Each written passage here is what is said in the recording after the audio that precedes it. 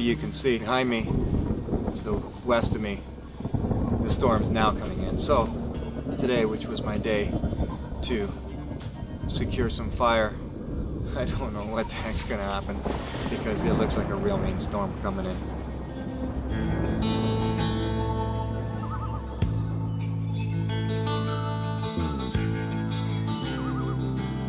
In the summer of 2000, I started something. They said it would change the way people looked at documentary filmmaking. That it would change the way people looked at the wilderness. For some, it would change the way they looked at life. But before all of that happened, it would change me.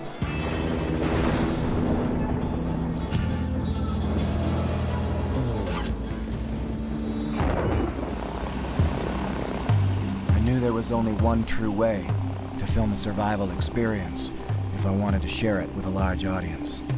I had to do it alone. This meant no camera crew, no safety line. Taking myself far into a remote area and left alone to my own devices, without water, no food, no survival gear, just a backpack full of camera equipment with which to record my survival ordeal.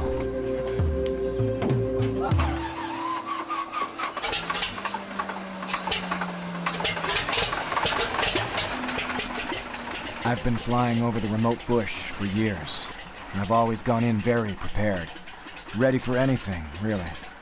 To go in with nothing voluntarily didn't leave me with an easy feeling, and the pilots, they thought I had a death wish.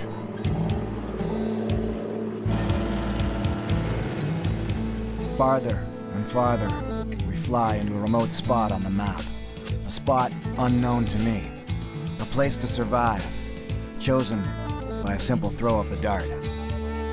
Only the pilot saw where it landed, and I was blindfolded, so I couldn't pick off any advantages from the aerial view either. Wherever the dart lands, so would I, regardless of the terrain. This is remote northern Ontario wilderness, a magical paradise called Wabakimi. I'll be nearly 100 kilometers, 60 miles, from the closest person and environment known as the boreal forest, possibly one of the toughest places on Earth to survive. There's very little art in the cultures that lived here for thousands of years. They were too busy trying to eat to bother with art. I was given no advantages. When the plane left, it left me alone, and I wouldn't see it again for 7 days. It's an ominous feeling. The overwhelming noise of the engine subsides, and you're left in the silence of the deep woods. When people get lost or stranded in the wilderness, panic is the common denominator amongst them. But panic kills. It takes away your sense of reason, and it feels as if a big monster is right behind you. You start to move faster. You start to run. And this is how panicking people get themselves killed. And what do these people do while they're crashing through the bush? For one thing, they always travel downhill, which of course where nobody's going to see them. And what they don't do is they don't tend to make a shelter. They don't make any signals for anybody to see them. They don't build a fire, and if they do, they wait till the very end of the night, just as it's getting dark. In fact, they've even been known to hide from their searchers, and in really bizarre cases, they've even shot at the people who are coming after them. They don't trust their compass. They doubt even the position of the sun. And the last thing they tend to do as well is sleep. Sleep in the middle of the day, just when everybody's trying to find them. Because at night, it's spooky. I gotta get out of here.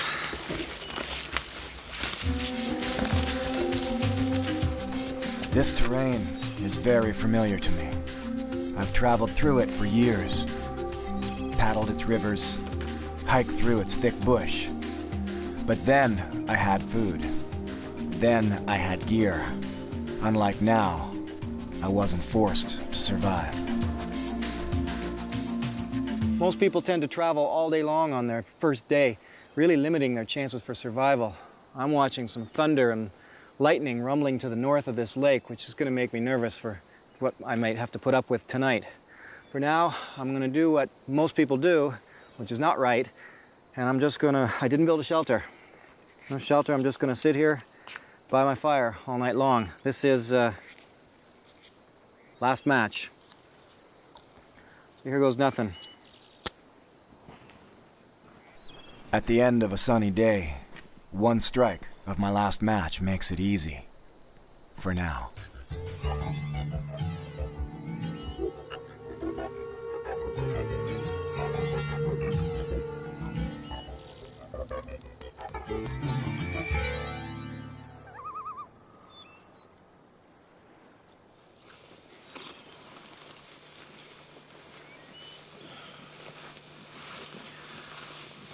Well, this is pretty much how I spent the night. Mosquitoes came in pretty good at one point, and for I don't know how many hours, pretty much just tormented me. All I could do was hide under my jacket and hope for the cool weather, which finally came. Not the cool weather, but the temperatures dropped somewhere in the middle of the night. And the mosquitoes kind of left. Of course, then I spent the next part of the night shivering every once in a while. Whenever the fire would die down, I'd wake up shivering. So, with the sun just about to rise, all I feel like doing right now is sleeping some more, which is pretty classic because that's when the rescuers are going to be coming for me, is now, and yet I'll be off in the sun feeling comfortable with the darkness gone and sleeping.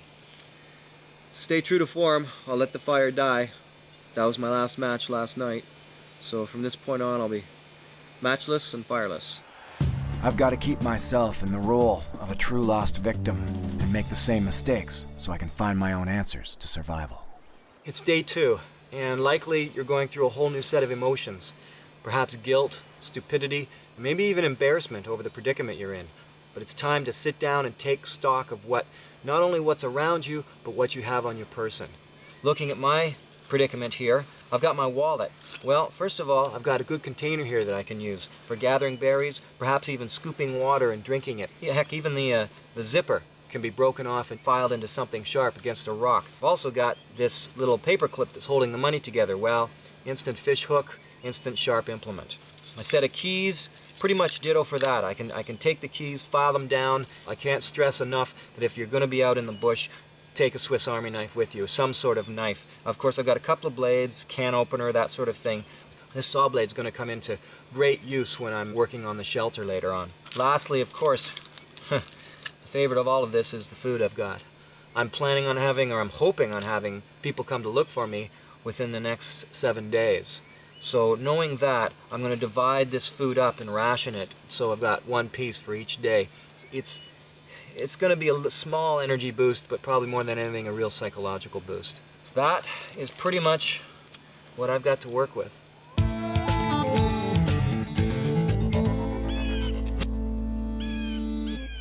This looks like it could be a good spot for a shelter for me.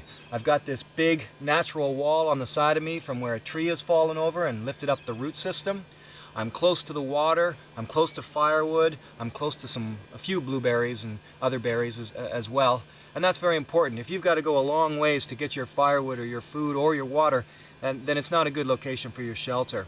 I've got a nice smooth kind of rock situation here that's fairly level for making my bed on.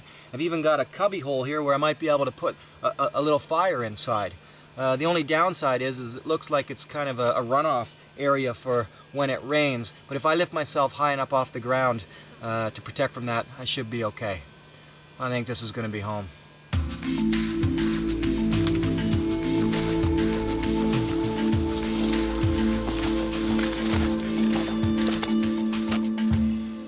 Too often people making a survival shelter, they get the roof up quick because that's their primary concern. They go to crawl inside and all they've got to lay on is the cold, damp ground. That can get you really quickly. So the best thing to do is to get your bedding down first. You're going to want to use a lot of boughs because basically 3 feet of boughs, when you get in, gets compressed down to about 6 inches of bedding by the time morning comes along. To help kill the hunger pangs that are already affecting me, I'm guzzling a good 8 ounces of water every half hour religiously. It tricks my stomach into feeling full. This is where the saw comes in really, really handy. I tell you, it makes a big difference. If I didn't have this saw, I'd be spending a lot of calories trying to break this branch off, or other branches, or only be able to use smaller trees. Man, what a difference it makes to have a knife.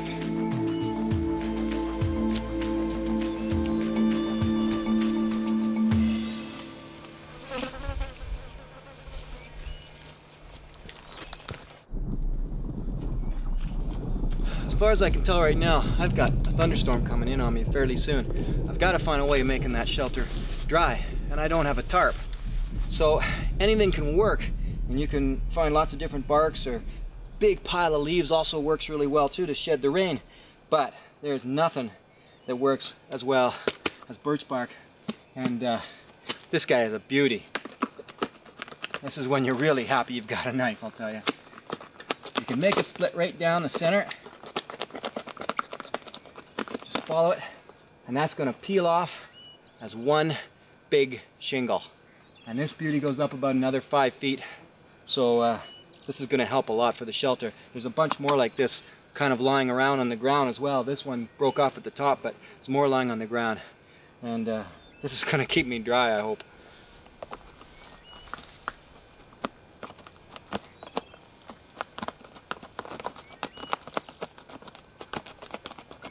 Just peel it around. Off it comes. Yeah, there's a lot of holes in it and stuff, but there's a lot of places where there's no holes, so. And slip your hand in behind. Good place to find grubs and other such things that you might want to throw in the stew pot later on too. Although it's also a good place sometimes to find things like hornet's nest, and I hate when that happens.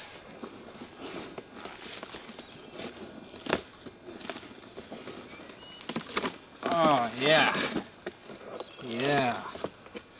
Haha. Look at that.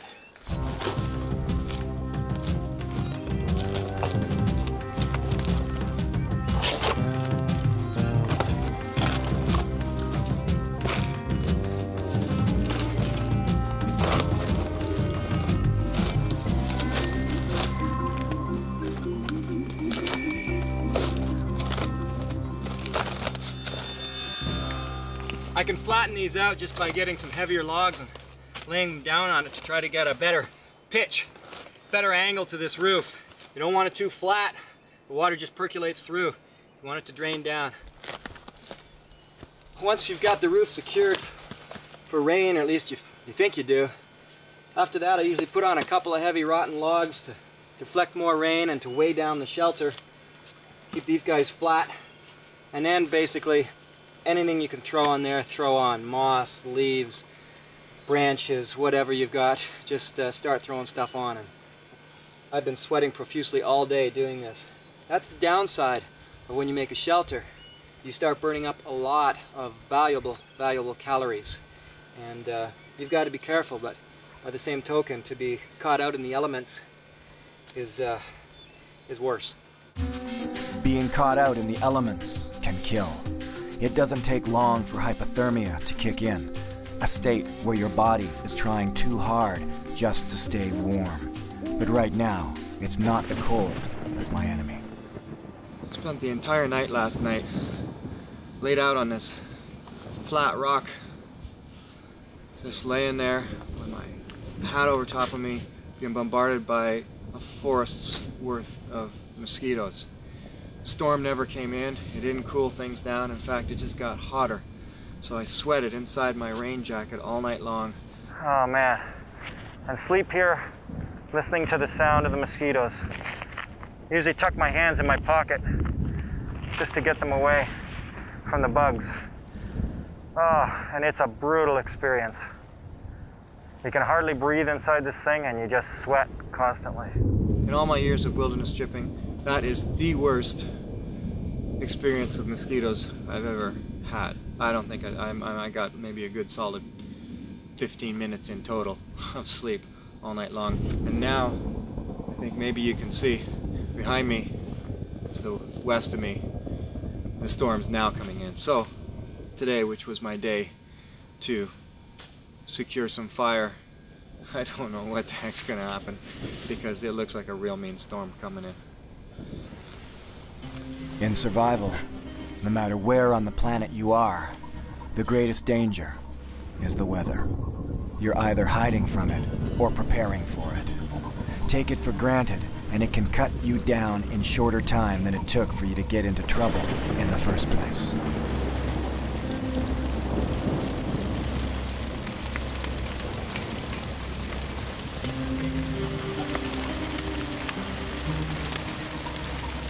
I don't know if you can see that, but it's really coming down. That's huge chunks of hail. Thunder's cracking pretty good, lightning.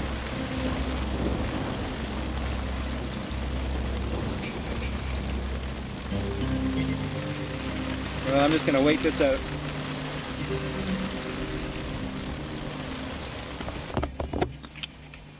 Of course, every cloud has its silver lining.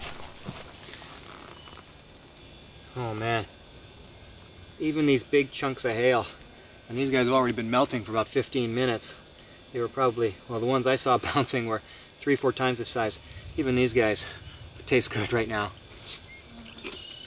Oh. Just to feel something cold in your mouth after 2.5 days of intense heat. Oh, it's great. Let's go see if we can find some berries. Here's the two less commonly known ones right together. The bunchberry, and this little guy here is creeping snowberry. Not huge, but a nice little taste power punch. Almost minty-like. This is my one and only raspberry plant that I can find so far. Again, just like the blueberries, you can take the raspberry leaves and boil them up for tea for an extra source of nutrients. The problem of being lost and not having any food is that many of the berries look very tasty to you. Yet this one here, nice and blue and juicy, is poisonous. It's Clotonia borealis. Blueberries. I'm lucky. There's not a lot of berries in this area, but there are about 5 different kinds of berries fairly close to me. I'll eat them up pretty quick because, as I said, there's not too many. But I'm not going to eat them now. I'm going to leave them till about day 5 or so. Because right now I'm still living off my fat reserves and a little bit of energy from before. So I'm going to need those berries in a couple of days, a lot more than I need them now. So I'm just going to have just 2 more. Okay, all right, 3 or 4 more.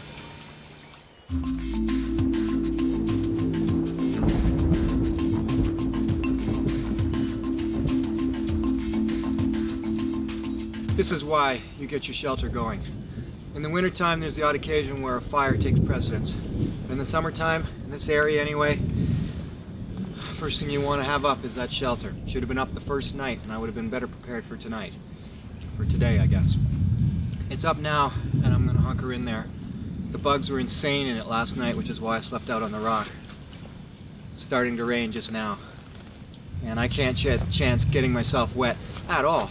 You let yourself get wet even a bit, hypothermia can sink in, even in the summertime, even in the fall. People link hypothermia usually only to the winter. Most cases happen in the fall and in the spring. And this is August in far northern Ontario, in the boreal forest, Canadian Shield. I could get hypothermic now if I don't stay dry, which the rain's here now, so that's what I'm gonna go do.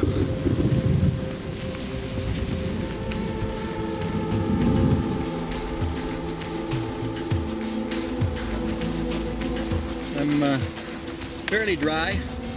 Got to tuck my legs in to keep them dry. But it's really coming down out there. At least I know I'm fairly low, not out on a point or attached to a big tall tree. Pretty important since lightning's been hitting pretty hard. It's a good thing that I raised this shelter up on top of some rotted logs and then put the spruce boughs down, because already I've got a river flowing underneath me. As strong as my roof is, I've counted more than 50 drips inside. You have no choice in a situation like this but to hold tight.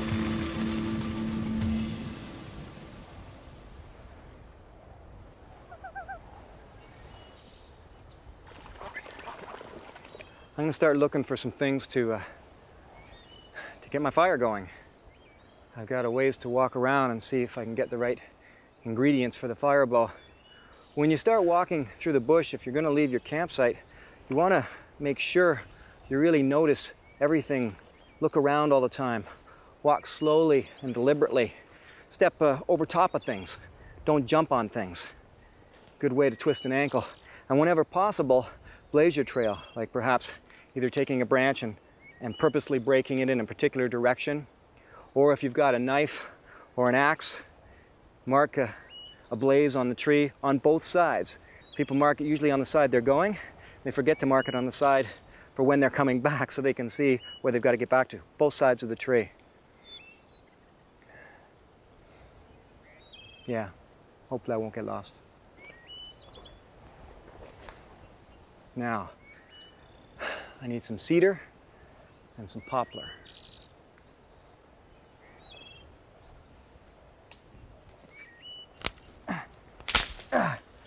Be careful not to injure yourself when you're doing this. So the first thing I want to find is a spindle, maybe 6 to 8 inches long, and as straight as I can find it.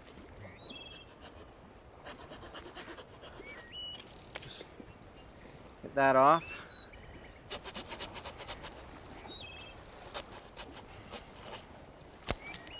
Okay, so I've got my spindle, and I'll have to clean it up and carve it a little bit straighter than that. The next piece of your fire bow is actually the bow part. And pretty much any kind of branch will do, as long as it's, oh boy, as long as it's strong enough and curved. Now right here by my shelter, all these upturned roots, a lot of them of course are bent. This one's probably a little too weak, but I can try it later if this one doesn't work. But I like the shape of this guy up here, so at last I've put together the essential elements for a fire bow. I've got my spindle all ready to go and just hopefully shaped nicely and smooth enough. I've got the fire bow now, which the root's probably going to work out. I carved a couple of notches in around the ends so that I can tie this leather lace on, which came of course from my boot.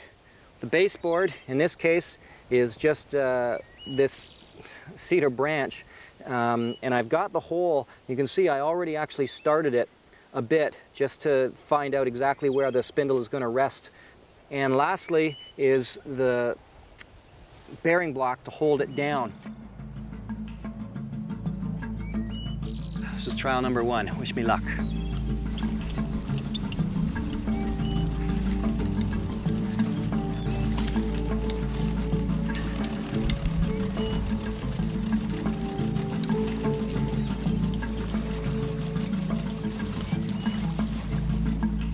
You know what? I'm getting smoke, but my notch is not close enough to the hole. The dust is just scattering around.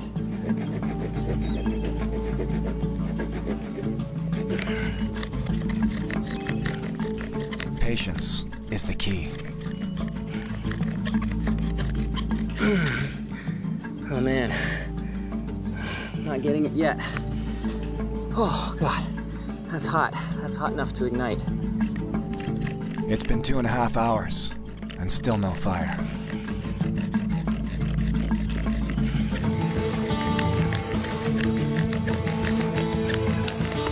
Oh, jeez.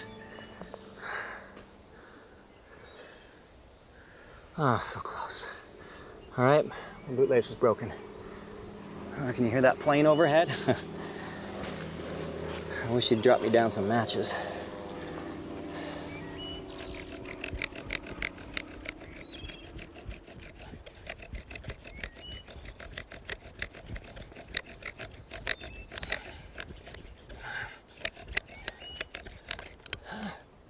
Gotta keep trying. Ah!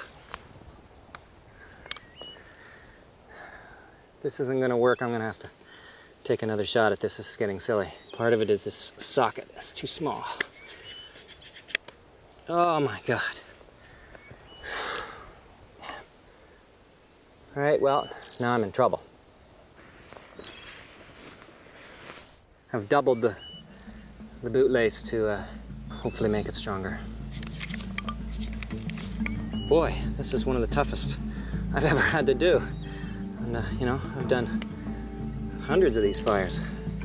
But this setup is not optimum. It's not working for me for some reason.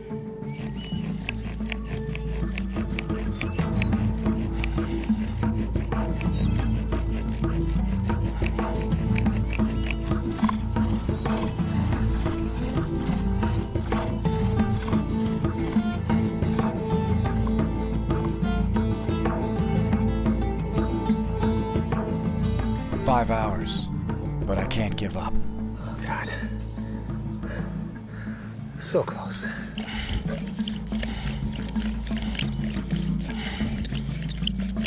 Come on, spin.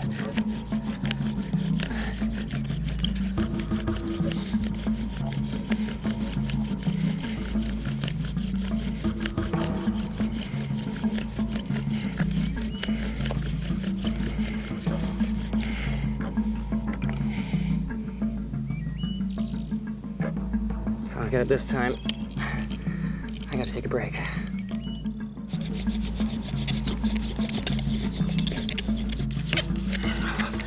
String broke. Down to one string. It's been 6.5 hours, and the temperature's soaring to a heat wave of 42 degrees Celsius, 101 Fahrenheit.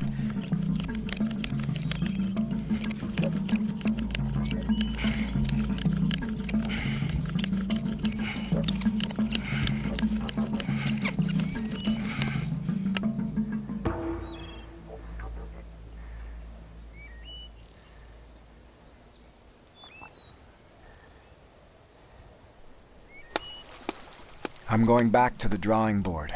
I'll use new wood and a string that I'm making by cutting a strip off the bottom of my shirt. It took a long time to get this split and this into shape. Basically, I was dealing with a branch that was this big. Come on now. Take this time.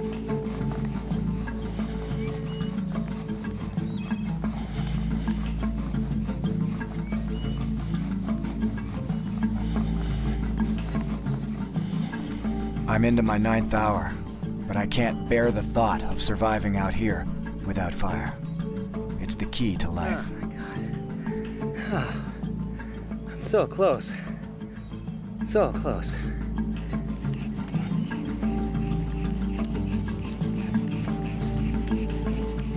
The wisps of smoke betray the existence of everything I need for a fire. Fuel and heat by friction.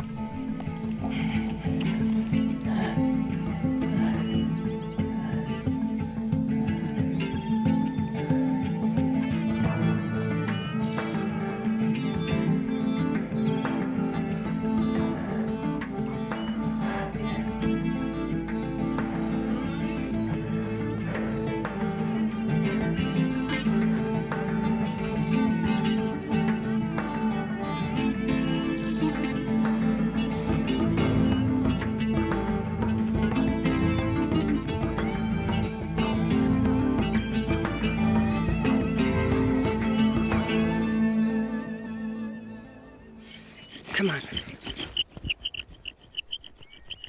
It's been well over 10 hours of struggle. And even without me noticing, a small coal has formed. But it won't be until I take my boot off the wood and allow a bit of air underneath will the combination work. That's the best one so far. Hang on. That one's really close. But my spindle's slipping all the time. Fuel, heat, and oxygen together will make the magic. We'll make fire. Uh-oh.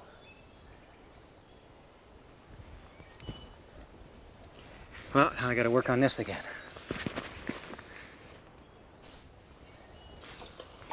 Oh man, you aren't gonna believe this.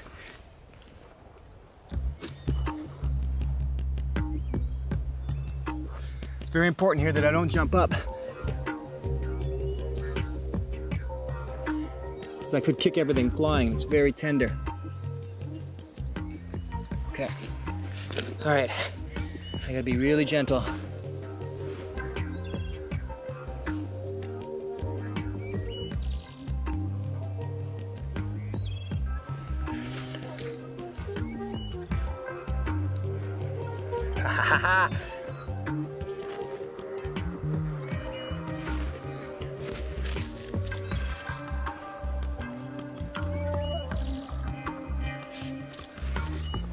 Yes, yes, yes! Ha ha ha ha! Oh my God, that was tough. I've never had so much trouble getting a fire going. Oh yeah. Woo! I have created fire! Oh yeah. I'd like to thank the Academy. I'd like to thank cedar. I'd like to thank poplar, birch bark, and Spanish moss. Yes! What a difference this is going to make. A couple of things. Psychologically, heat, and now, if I'm able to catch any, well, if I have to eat leeches or snails or anything, at least I can cook them up, kill any parasites that might exist with them. But now, I'm going to try my hardest to catch some fish, and or maybe a mouse or something like that. Oh man, that was tough.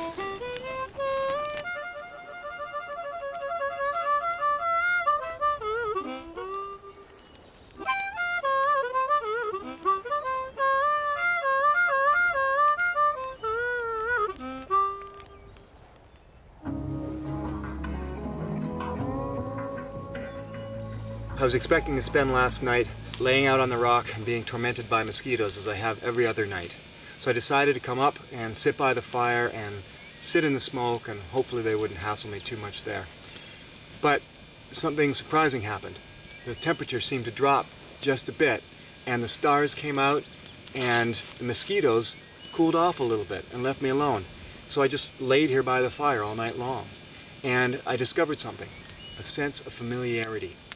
Now, it's deeply psychologically comforting to have a sense of familiarity out here.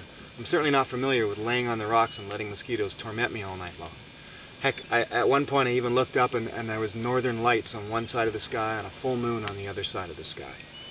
It made a big difference for me to get through a night like that.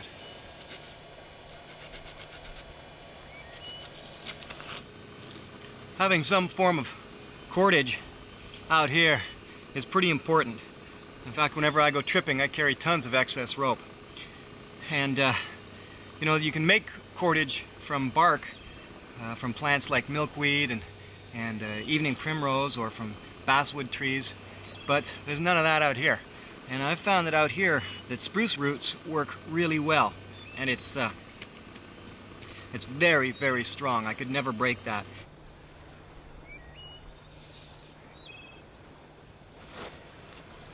I've taken the spruce roots and I've tied around from pole to pole, back up to pole, tied up at the top and for strength, and then I've done like a lacing with some more spruce roots across the bottom to create like a mesh on the bottom, and also on the sides so that stuff doesn't blow out of the sides.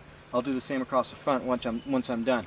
But the next stage basically is to get all my birch bark and all of my tinder and stuff like that, and to shove it in there and get it all in there with lots dangling down at the bottom so that it's ready to go.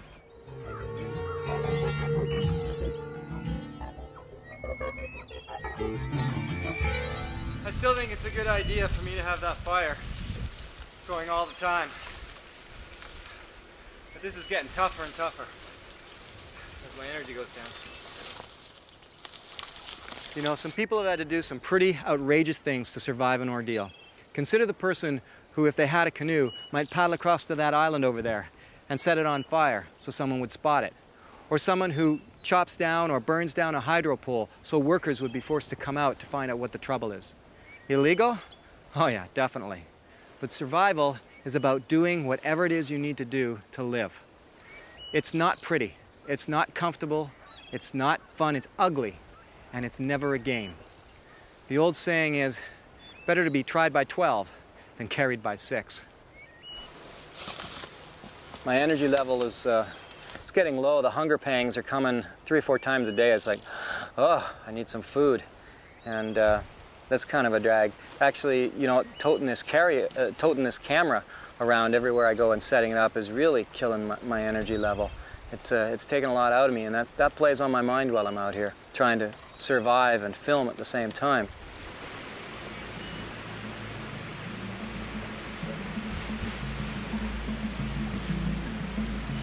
Now, if I were a fish, I'd be going after this. You've got to be out there somewhere.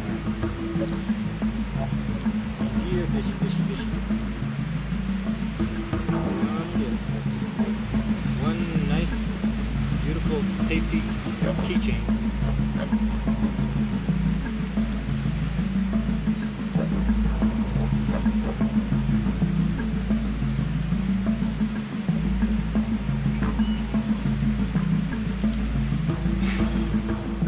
I'm really feeling the energy factor right now.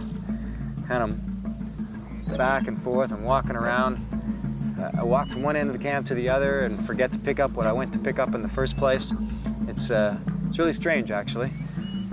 So I'm trying to occupy my mind and get busy with some stuff, making a figure 4 deadfall here. Gonna catch us some food. Yep. Welcome to the Les Stroud Big Game Hunting and Fishing Show. Today we're going to catch the most dangerous of all creatures in the Canadian woods, the woodland mouse. Yes, indeed.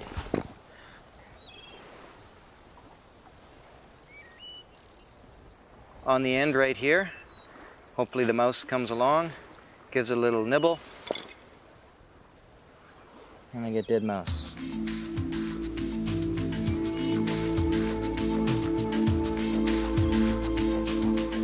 Survival is coping.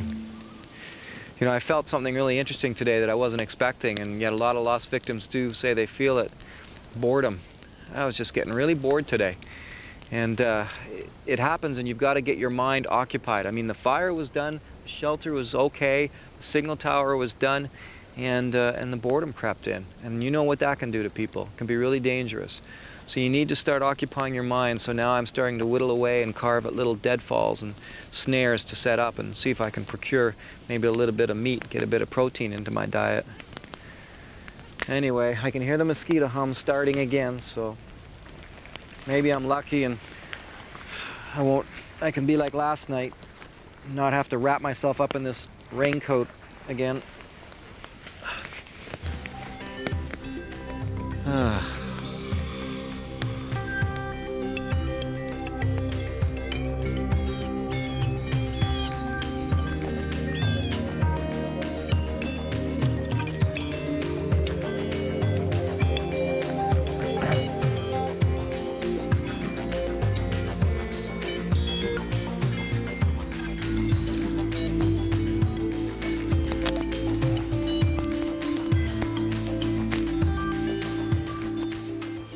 Morning of day 6, and a little tense this morning.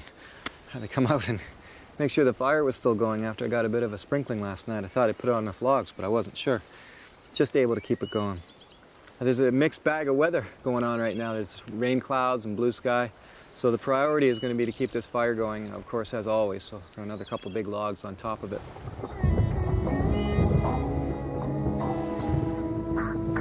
The thunder's rumbling like crazy in the distance.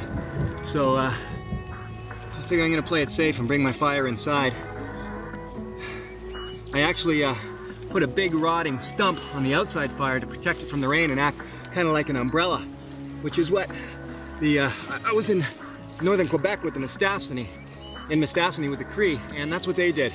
They take big punky logs and put it over top of their fire before a torrential downpour, and the fire would keep going. I've trimmed all of the top here, got away all the hanging pieces, things that are going to burn, stuff like that.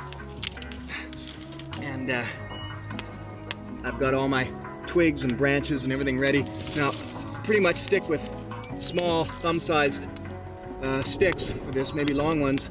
But the problem with this fire is you are having to feed it pretty much constantly.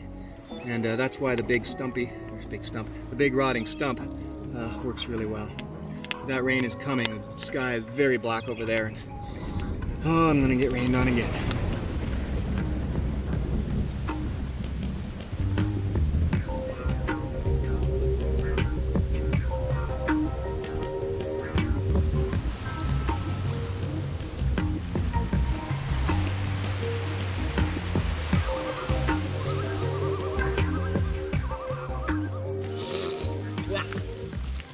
I'm in here somewhere.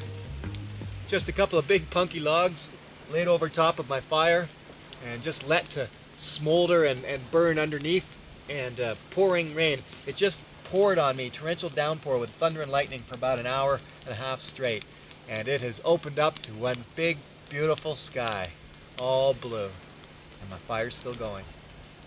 A lot of survival books go on about catching big game. I haven't even seen a mouse, let alone a grouse.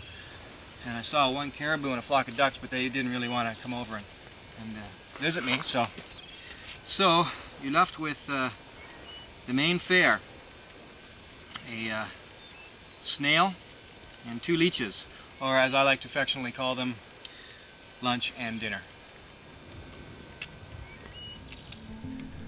Eating things that crawl can take some getting used to, but it comes easy if you haven't eaten for days. It's all about getting over plate fright, but often even the most squeamish can handle the grossest once you're hungry enough. Here we have it. Meal fit for a king.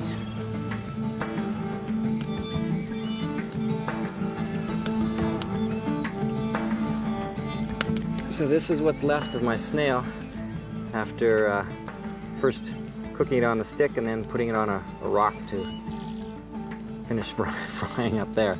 It doesn't look like much. It'll have to do.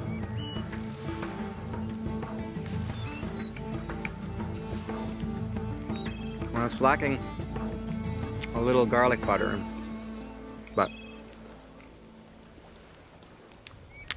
down it goes. Well, I'm stuffed. How about some leech dessert? Here we have it. My sun-dried and smoked 2 leeches, ready for the eating. Well, what are the realities of this situation? The realities are that trying for fish or big game, even squirrels, is a very difficult process. Don't expect to be lost for a couple of days and be bringing home some major meat unless you've got some gear with you. When you have nothing, it's very difficult. Fishing with a 2.5-foot line twisted off my shirt, it's not very ideal, even though I just saw a huge pike swimming right beside the shore. So you're left with, well, as I read one time, you're left with the gots-tos. There's the wants-tos and the gots-tos. There's the wants-tos, the stuff that you want to eat.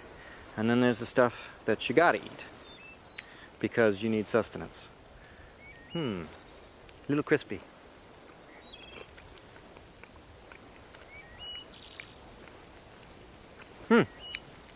Tastes like chicken.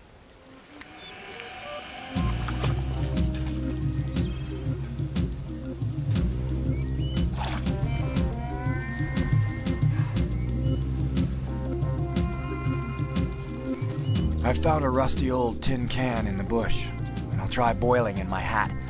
It's one of the few ways to heat water without a pot. These rocks have been in the fire for a long time. They're red hot. And I'm putting them inside the hat here full of water. I've got blueberry leaves, I got raspberry leaves, I've got some Labrador tea leaves, and I'm trying to get this to boil.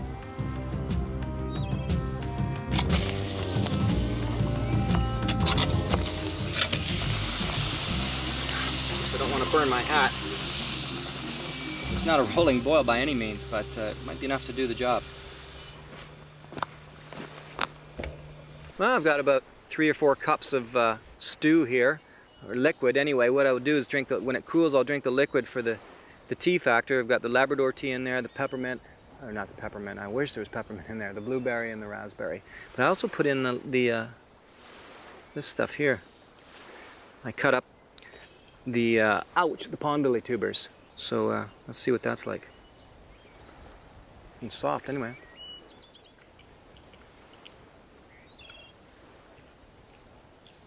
Now see, I had pond lily tubers one time before. It was terrible. It's very bitter. We just roasted it in the fire.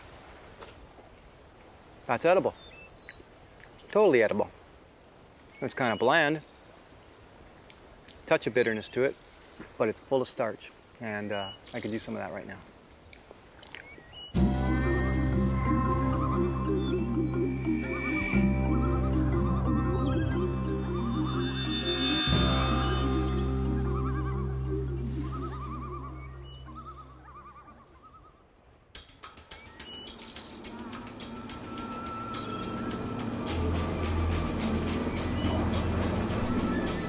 As the plane searches overhead, unsure of where I might have moved to, it's time to see just how well my signal fire can work.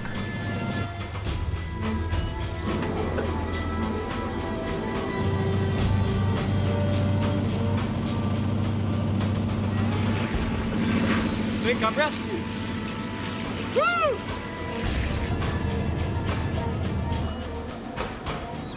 The triangle tripod formation held up really well in the storm. It was blowing on all night. Thought it was gonna blow over, but it stood straight and strong. The boughs helped to shed the rain so the birch bark wasn't so wet. And I couldn't get this. On this first attempt at documenting a survival ordeal, I've made it through the 7 days. It never ceases to amaze me how I can go through an experience that at the time seems like something I never want to do again. But then once back to normality, back to civilization and all its trappings, clutter, distractions, and emptiness, I find myself craving the soul-filling wilderness all over again. I miss the challenge. I miss the sweat. I miss the stark reality of providing for myself the basic needs of life. And the desire to test myself becomes strong, even insatiable. I desire to survive.